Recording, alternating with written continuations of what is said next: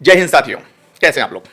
आज मैं एक ऐसे विवाद पर चर्चा करने जा रहा हूं जिस विवाद से आप सभी लोग परिचित हैं। जी हां, मैं उसी विवाद की बात कर रहा हूं, अमेरिका, इजराइल और ईरान के बीच उपजे विवाद की। और यह विवाद इतना बड़ा बन चुका है जो पूरे विश्व के लिए खतरा बन गया है। न केवल अमेरिका या उसके आसपास के देश, न केवल यूरोप, बल्कि south Asia, south east Asia plus पूरा का पूरा विश्व इस संघर्ष से जूझता नजर आ रहा है। आखिर यह संघर्ष इतना बड़ा बना कैसे और इस संघर्ष के पीछे की कहानी क्या है, विस्तार से समझते हैं इस संघर्ष के पीछे की कहानी। साथियों, अमेरिका का सबसे बड़ा स्ट्रेटेजिक पार्टनर जो है मिडिल ईस्ट में, वो है इजराइल। अमेरिका इजराइल के जरिए पूरे मिडिल ईस्ट को कंट्रोल करता है और इजराइल के लिए सबसे बड़ा खतरा मिडिल ईस्ट में अगर देखा जाए तो ईरान है। ईरान अगर उठा, ईरान अगर उभरा तो फिर इजराइल के अस्तित्व के लिए खतरा बन जाएगा, इजराइल का महत्व खत्म हो जाएगा।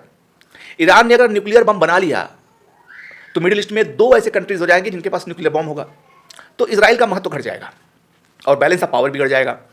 क्योंकि इस समय पूरा का पूरा जो कंसंट्रेशन ऑफ पावर है वो इजराइल के हाथों में है। मिडिल ईस्ट में कोई ऐसा देश नहीं जिसके पास न्यूक्लियर एनर्जी हो।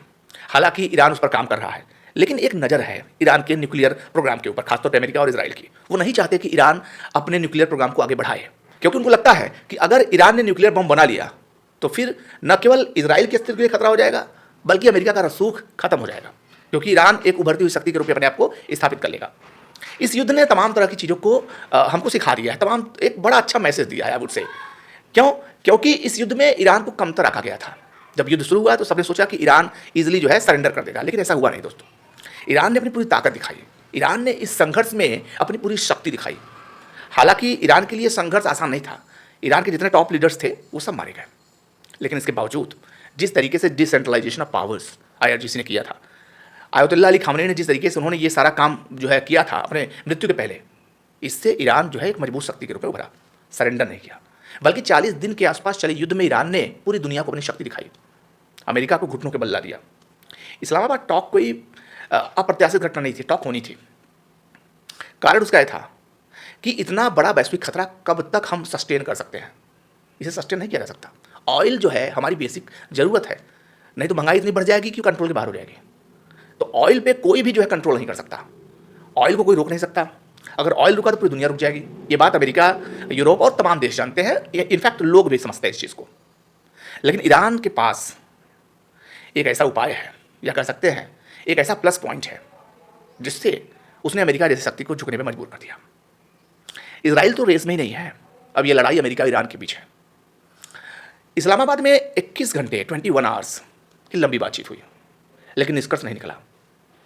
इजराइल के प्रेशर में ये चीज़ें जो है इस्लामाबाद के अंदर हुई, क्योंकि इजराइल लगातार लेबनान पे हमला कर रहा है और उसी दबाव को देखते हुए एक पीस टॉक सुनिश्चित की गई, जिससे लेबनान में जो हमला हो रहा है उसको रोका जा सके।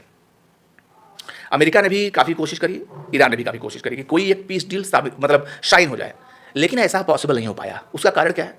उसका कारण है कि अमेरिका और इजराइल चाहते हैं कि ईरान अपना न्यूक्लियर प्रोग्राम बंद कर दे, या एटलीस्ट उस तकनीकी को बंद कर दे जिससे प्रोग्राम आगे बढ़ता है। ईरान राजी नहीं हुआ। राजी भी कैसे होता? कोई भी देश अपनी सिक्योरिटी से समझौता नहीं कर सकता। ईरान जानता है कि अगर उसने न्यूक्लियर प्रोग्राम बंद कर दिया तो फिर हमेशा वो मारा जाएगा, उसके ऊपर हमेशा हमले होंगे, इजराइल और अमेरिका उसके ऊपर हमेशा हावी रहेंगे। इसलिए उसने सीधी बात, दो टूक बोला कि हम न्यूक्लियर प्रोग्राम के साथ समझौता नहीं करेंगे। इनफैक्ट धमकी भी दी। धमकी कैसी? धमकी उस बात पर जब ट्रंप ने कहा कि अगर ये पीस डील फेल होती है, अगर ये टॉक फेल होती है, तो हम पूरे हॉर्मुज पर नाकाबंदी करेंगे, सील कर देंगे, ना कोई जहाज आगे जाएगा ना कोई पीछे जाएगा।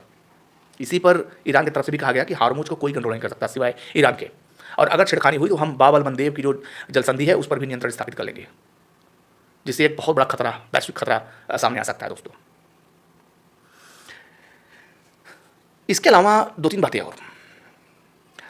क्या अमेरिका और इजराइल अब इस पोजीशन में है कि ईरान को झुका दे, और क्या कोई पीस डील शामिल हो सकती है इनके वार्ता में आने वाले वक्त में, या बिना किसी पीस डील के ही युद्ध फिर से शुरू होगा? क्योंकि गुंजाइश नहीं बची है।